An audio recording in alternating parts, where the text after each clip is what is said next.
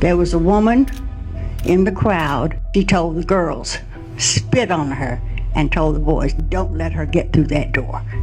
So by the time I got to the door, you can imagine spit was dripping from the dress that my grandmother had made for me to wear to school the first day. That is 82-year-old Dorothy Counts talking about the day that this picture was taken. And it was on this day, as a 15-year-old, that she walked through a hostile crowd to become the first black student to integrate Harding High School in Charlotte. This took place on September the 4th, 1957. Police barricade where you would normally drive down into the circle at Harding. My dad couldn't get there. It's a 2-block walk from 5th Street to the entrance to the school. That was the longest 2 blocks of her life. So my dad said to Dr. Tompkins, I need you to walk with her to make sure she's going to be okay, because I need to find something to park. Usually you may see about a dozen or so kids on the street outside of the school. This was not a normal day. When Dorothy stepped out of the car to look down the hill before starting her walk,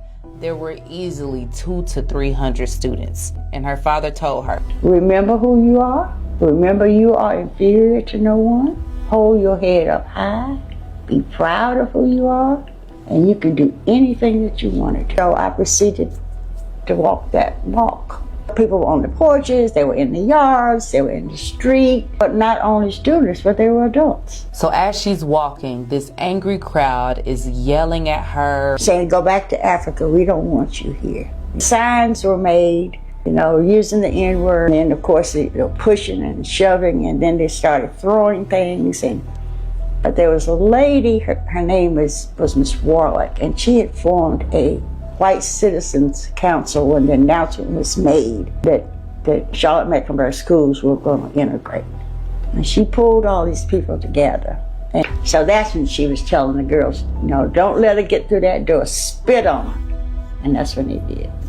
Dorothy kept walking like a lioness with her head held high. But my dad said, hold my head up, be proud of who I am, and continue that walk. So what happened after these images took place is what most people don't know. I kept my eyes on the door because I said, if I can get inside, everything is going to be okay.